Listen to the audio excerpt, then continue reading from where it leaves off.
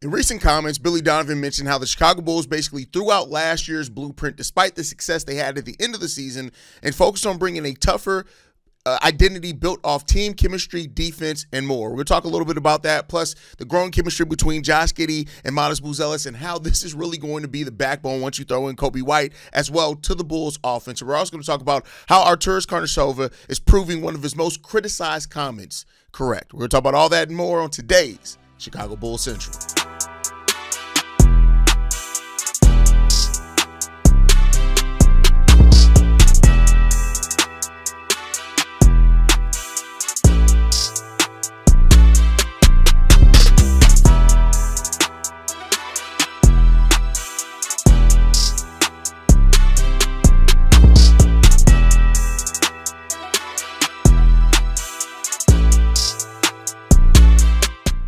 What's going on, Bulls fans? Welcome to another episode of Chicago Bulls Central, your number one spot for everything Chicago Bulls related. I'm the host here, Hayes, but more importantly, you guys can follow the channel at Bulls Central Pod on every social media platform we happen to be on. With that said, let's go ahead and get into this content for today, y'all. And so Billy Donovan had a great comment that I want to build off on, right? And he talked about this team, and he talked specifically about how coming into this offseason in this training camp period, the Bulls didn't want to just look at their success they had at the end of last year and say that, we're right there, we're building off that. We went on a 15-5 run or 25 run, whatever it was at the end of the season, and we could just build off of that.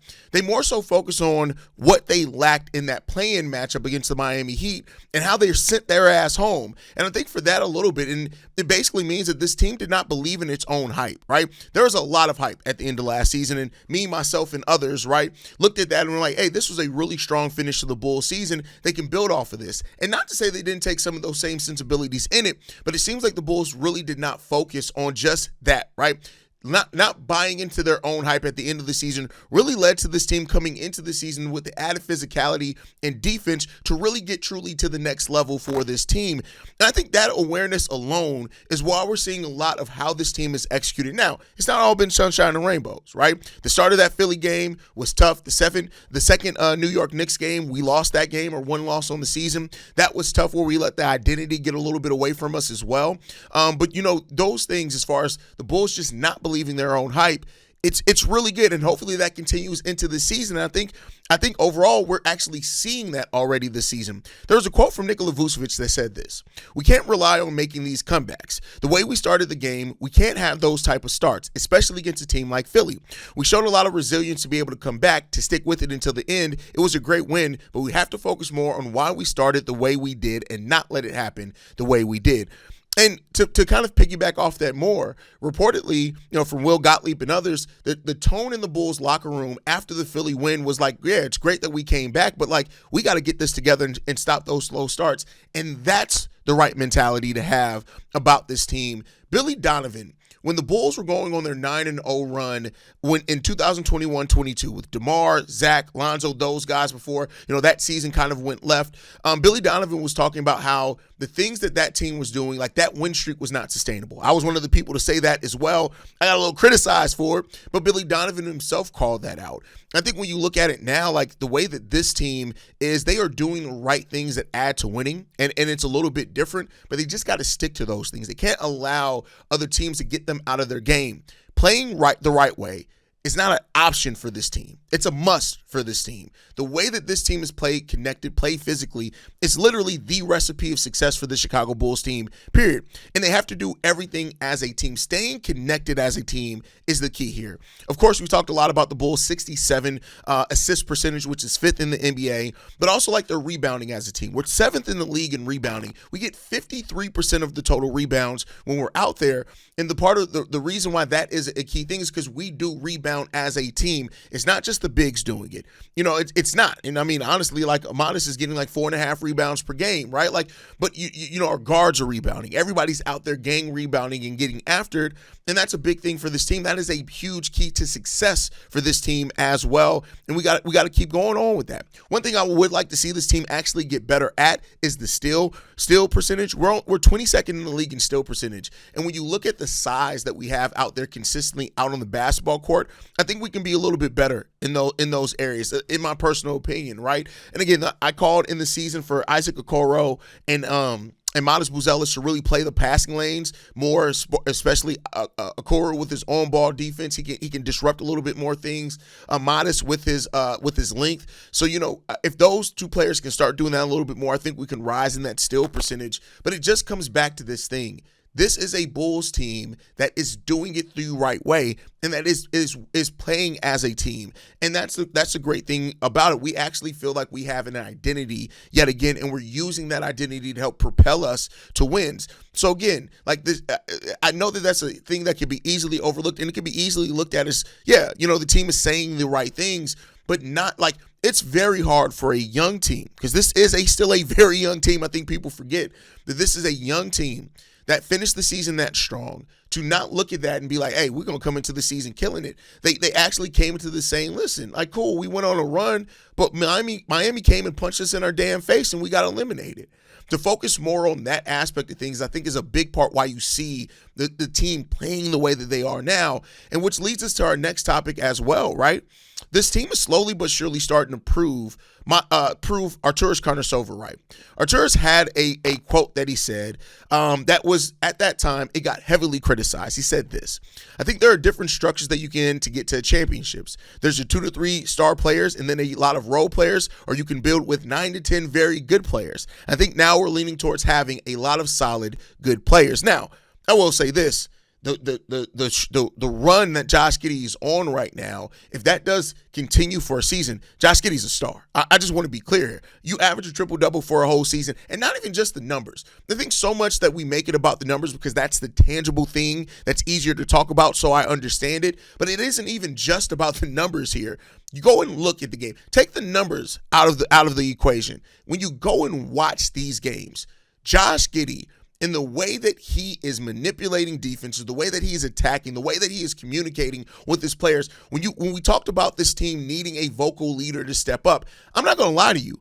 I didn't think it was the vocal part of it was going to be Josh Giddey. I didn't doubt Josh Giddey's leadership on the court at that point guard position and making players better around him. But I'm not going to lie to you. I didn't know that Josh Giddey had this gear. You're seeing Josh Giddey call things out defensively about his team, getting on players about defensive assignments, right? And I've talked about Josh Giddey and the growth that he's had defensively this season as well. But I want to be clear here. While AK may be proving that the whole 9 to 10 very good players, you also do have a star that's developing in front of our eyes in Josh Giddey. But take that away, right? Is that when you look at what we're having right now, Josh Giddey is playing at an all-star level. Nikola Vucevic is having one of his best seasons as a pro, period, in his 15th year in the NBA at 35 years old. Matas Buzelis, who we're going to talk a little bit more about in a second, is growing as a player on both sides of the ball, and that's a really good thing to see from Matas Buzelis. And so when you look at this 6-1 run so far by the Bulls, some of the things that stand out about this is not only the team play, but the fact that it seemed like Arturas had a vision and actually has built towards that vision. One of the things me and other Bulls content creators and Bulls fans have criticized is that AK didn't pivot off the Lonzo thing very well. Once Lonzo went down with injury, we spent like 2 or 3 years really kind of spinning our wheels, not knowing which way to go. And I think people, rightfully so, then looked at it and was like, hey, this front office doesn't have a direction. And it didn't at that time. They were trying to discover, all right, how do we maneuver out of this? And they were slow to do that. But even when you go back and look at when AK came in here, and even though he said, hey, we're going to build organically through the draft and over time, once he saw a lane and getting Nikola Vucevic, he operated in that vision, getting Alex Caruso, Lonzo Ball, DeMar DeRozan, filling out that bench. DJJ stayed here, Javonte Green, these guys having roles. There was a vision there, and this team was moving towards that. And one thing that I always have given a little bit of leeway to AK towards is I would have loved to see what he did in the subsequent seasons on the offseason had Lonzo never went down. But he did go down. And thus, the plan and the vision, it went completely left. We're now seeing AK operate back within a vision, and now that he has that vision on not only the style of team that he wants to build, but also the players that he's here building around and how they are playing, all that is something that is standing out about this team in a positive manner, in a positive light. And so you're seeing now that AK vision is back. And I for one, am super excited about what this could be because the Bulls are going into an offseason with potentially 2 first-round picks. More on that when we get into the voicemails. Potentially 2 first-round picks, $110 million in cap space, and several roster spots open to make some moves and some maneuvers. Now, in some of that, you may lose some guys that you want. We'll see, right? We don't know exactly what's going to happen there. But to give AK that lane and every asset available to continue executing this vision, I'm really excited to see what that's going to be. And we are only 7 games into the season. Let's say the Bulls do finish with a top 5, top six record in the East, right? Let's say they finish with that. And then you're going into the offseason with that much flexibility. And I'll tell you this right now, if the Bulls do have a top 5 or 6 finish, we may see that first round pick or both of them moved. We could very well see that. We could see that moved because of, at that point in time, are you then geared more towards contending with already having young players in Matas Buzelis and Noah Essengay at the spot where those are the guys that you're developing to take it to the next level? I don't know. And I'm not saying that's necessarily the right direction to go either. We'll see all that come out in the wash as we go through this season. But those are things that you just can't deny when you look at this team. Operating now with a vision has really made a huge difference with how this team is viewed and how we are moving and operating into that vision. You have to first have a vision, then you have to execute that vision, and then you have to see how things develop so then you can know where you need to pivot, where you need to adjust at, and what's not aligning or where you can strengthen those things at. I think AK has earned, with where things are right now, a little bit more patience. That is something that he asked for, is that patience. And he asked for the patience until the summer of 26. And when you look at how this season started and what has already changed about this team, can we say that he's not maybe earned a little bit of that? No, we got to see the success continue over the season and how that goes, right? I'm not saying that right now we should have blind faith back in AK. I'm not saying that at all. But I am saying that a little bit more of that patience, a little bit more of that front office that I thought we had initially after that first or second offseason with getting Lonzo and DeMar and those guys. It seems like we're slowly starting to get back to that path of operating within the vision and hopefully being a little bit more aggressive about getting there. Now, AK is already laid out. We're not skipping steps. And depending on how you look at that, it may determine how you view some things on what exactly skipping a step is. I personally view that as we're not going to trade a bunch of our assets for a star-level player to chase that. That doesn't mean they may not go after that guy in free agency. That may not mean that they may not look at the case and say, hey, we got an opportunity to add a player to this, and, we have a first-round pick that's outside the lottery. Let's trade that first-round pick, or get a little bit fancy with it. We can trade that in the Portland pick. Let's move up, right? So we'll see. And those are things that we'll see as the season goes on, of course. But if you guys can't tell, I'm really excited about where it looks like we're going as a team. We got a lot of time left to for that vision to truly take shape before we can say it for sure. But it does look like some things are really shaking out for this team, and that's a really good part of it. Now, part of that, the growth as well, is Matas Buzelis. That is clearly a player that we're looking for in him. And coming into the season, there are a lot of people that looked at this and said, hey, Matas is going to make that star-level leap. Now, Matas is making steps, and he's absolutely growing in a lot of different areas, right? This season already at 7 games in has had his ups and downs for him, right? He's had his games and his struggles. For example, like the foul trouble against Orlando or the defensive lapses he made against Kelly Oubre in the 76ers game. But even through all of that, he also made some plays in each one of those games, even the game where he fouled out in 13 minutes. He hit some shots in that game that still helped. In the game against the 76ers, he made some key defensive stops in that fourth quarter and hit some at least one key shot, going off the top of my head, in the fourth quarter of that game that helped the Bulls on that comeback attempt, right? So throughout all of this, he stepped up and he plays well in just about every game. He gives us something and makes plays in just about every game. The chemistry with Matas Buzelis and Josh Giddey is the thing that I'm really excited about. I said it on yesterday's episode. Matas Buzelis has become the 3rd most assisted player by Josh Giddey. And that's a really good thing. That's really good to see when you look at that. And so the chemistry between those two guys are really great. But I think Matas is a perfect reminder on why growth isn't always linear. Some people thought that Matas was just going to take this and run with it. He's averaging 1 more shot per game than what he averaged, basically 1.5 more shots per game than what he averaged as a starter last year.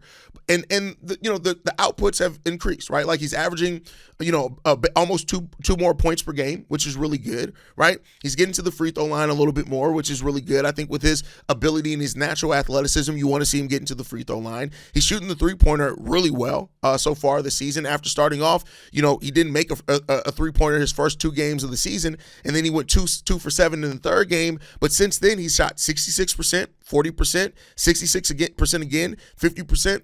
So we're seeing, again, that development for Matas Buzelis coming with the added weight. There's no doubt about it that Matas does have added responsibility on the team, both defensively and offensively, and he's growing within that. But, I said it before, and I think I triggered somebody. They said it on Twitter when they were like, oh, Matas Buzelis is a star. I'm like, he's not a star yet. We got a lot of growth before we get there, but he is making those steps and strides in those places that we want to see, and that's good.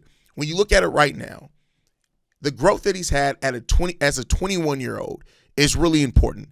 2 20-point games in that. He scored in double figures in every game but one, and that one was the one that he fouled out in, 13 minutes?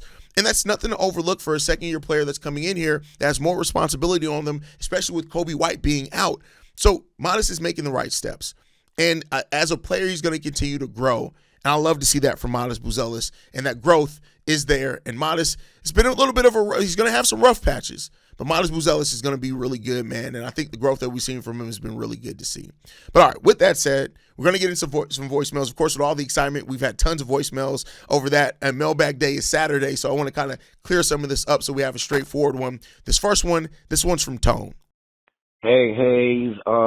This is Tone from Perth Amboy, New Jersey. This is the first time I'm calling. And listen, I love your show, man. I've been watching you for a hot minute, and this is like the Jordan era. But I love what I'm seeing from this team this year, man. 5-1, man, freaking awesome, freaking awesome. But I just wanted to have your take on this one. I love what I'm seeing from Matas Buzelis. He said most improved player. But I wanted to get your opinion on this one. I would love for him to at least be mentioned in this DOP, Defensive Player of the Year. I want to know your intake on that one. Do you think that he has a chance of winning Defensive Player of the Year? And also about Josh Giddey and the way he's been playing, man. I'm loving what I'm seeing from him. It's a steep on the contract, and I love what I'm seeing from him. But just let me know what you think about Matas Buzelis winning Defensive Player of the Year. And, man, you know what, man? Keep up the good work, man. I love your show. Analytics, everything. I pay attention to everything, man. But I love it, man. Keep up the good work, man. This is Tone from Perth Amboy, New Jersey. Let's go, Bulls. Bye. I love what we're seeing from this team so far, bro. Love what we're seeing from this team. Keep in mind, Tone left this before the Philly game, so I do want to put that in there. But Matas just has to stay consistent to get most improved player of the year. As far as defensive player of the year, I'm not going to lie to you, bro. He is very, very, very, very far away from anything resembling defensive player of the year. And that's just because to get that award, you don't have to just be good defensively. You have to be elite defensively. And Matas has been good defensively, but he's not nearly elite defensively yet. And, again, I think Matas has all the physical tools to be an elite defender. I think he has the drive to want to be a great defender as well. So I'm not counting him out in those areas, right? I think he's gonna be pretty damn good. I mean, defensively, I think you've seen the strides that he's trying to make in those areas, and that's all good stuff to see. But Matas has a long way to go before he's a Defensive Player of the Year candidate. I would say, you have to shut down other players. I think you have to have at least a defensive rating sub 107 if he wants to get there. Right now, he's still at about 111 as far as the defensive rating, which is slightly worse than average, just slightly, right? So Matas Buzelis has a lot of areas. You're talking about Defensive Player of the Year, he has to grow. Those blocks that he gets, that's a thing that's going to help him get there. If he plays the passing lanes more, like I said, get those steals, I think that's going to help him get there too. But you're talking about Defensive Player of the Year, he has a long way to go to get that, brother. A long way to go to get that. And that's not to knock him, right? I think, like I said, he has the right mindset mentality. I think he wants to shut other players down, but he's just not quite there yet. I think seeing him against Kelly Oubre Jr., you can't have performances like that and be defensive player of the year. You just can't, especially not against, role players. You just can't do that. So a while to get defensive player of the year, but, maybe he can turn into that level of player at some point. We shall see, right? As far as the Josh Giddey contract, which you ended there, this Josh Giddey contract is going to easily be an underpay if he continues playing this way over this contract. Like the start that we've seen to the season, if this is how he plays over all 3 of those years, and God forbid he get even better, oh my God, that contract's going to be such an underpay. It's going to be ridiculous. And the Bulls are probably going to catch the other side of that when it's time to negotiate his next contract. But, we got a few years to worry about that. We'll get to that point eventually. But great voicemail there, Tone, man. Let's get into this next one, man. This one's from Clutch. Hey, what's up, Hayes? It's your boy, Buzelis fan, a.k.a. Clutch. First off, just want to show some love. Brother, you are doing your thing, especially through, our worst third seasons. I'm not going to say they were bad or anything. I think it's all development. But just want to show love to you because you gave us great content throughout that time. The second thing I want to say is Coby White is only going to add to this team. I know that we all believe that for the most part, but I don't see any way that this takes away something from the team. You know what I mean? And then the third thing. So the only concern I really have, if you track, I think it's on Slow Track. I heard Kenny of the fourth quarter talk about it. But if you track, so where our defense is, I think we're either top 10, like you said, or top 5. But I think after that next game, it might be top 10. The only concern that it really is on Slow Track when you track the shots that we're actually giving up where we would be ranked. So with the shots we actually give up without contest and everything, we're ranked 29th defensively. So that's the only thing where I can see, a big fall off throughout this season is we got to figure out that defense and how to make people shoot where we actually want them to shoot, heavily contested layups and stuff like that, or mid-range jumpers that you're trying to ISO for, just things that are harder to hit than the wide open threes that we saw in that first Knicks game where they kept spanking us from that right corner. I think that's the only concerns I really have. Other than that, man, as you said, it's either winning or learning. I think this year is all about development. I play a lot of that My GM on 2K. So this is, for me, amazing to see. I think if we do worse than expected, we get a higher draft pick, you know what I mean? And if not, hopefully we make the playoffs and we get some good development there. I think it'll be great for our young core. And then last, if Portland makes the playoff, don't we get that pick? So, it's all good on this side, brother. Much love again, man. Have a blessed one, and I appreciate you taking the time to listen. Be red. Great point, man. How we're thriving as a team. But we right now we're thriving as a team by letting teams take the shots that they want, and we're just outworking them, and they're just not hitting it at a great percentage, right? But the key point that you pointed out there, and I think is great, is that the fact that the Bulls are giving up high-quality looks, and we're giving up those looks that if teams start converting that, especially some against the more elite offenses, it's going to be a bit of a struggle for this team to get that done, right? It's going to come back to bite us in our ass. So that is something that I want to see this team kind of tighten up on and look at. I think they'll get there. I don't have too much worry about that, but, we'll see. And great, like I said, great call out as far as how we're good defensively, but, we're giving up some things that could come back around, and we'll see, right? I think we'll be able to tell with these next 4 games, especially, how much is it that the Bulls defense is just great, and how much is it that teams are just shooting cold. We'll be able to see that, right? Now, as far as the Portland pick, it does seem like that Portland pick could be coming to the Bulls this season or next, and if that happens, man, listen, that gives the Bulls another asset in an offseason where they're already asset rich. Trade exceptions, mid-level exceptions, outright cap space that we have this upcoming offseason, our own first-round draft pick, all that stuff. If Portland Portland 5-3 on the season, if they end up making the playoffs this year, we get that first-round pick. Yes, it's outside the lottery, but having 2 first-round picks in a deep draft, that gives you an opportunity to move up if you want to in the draft. That gives you opportunity to pair those 2 picks, maybe with a team that wants to go younger and has a player that they are trying to get off of. That could be what gets us, whatever, right? A Jalen Duren or a Walker Kessler in the signage. So you just don't know. We shall see, though, because I'm really excited about that. And if we get that Portland pick this year, man, AK is going to have so many assets in the following offseason. It's going to be crazy. But all right, y'all, let's get off of that, man. That's it for today, man. I appreciate you guys so much. You already know, man. But that's it for today's episode. This team is showing growth, discipline, and a level of buy-in that we've been waiting on years for this team to see.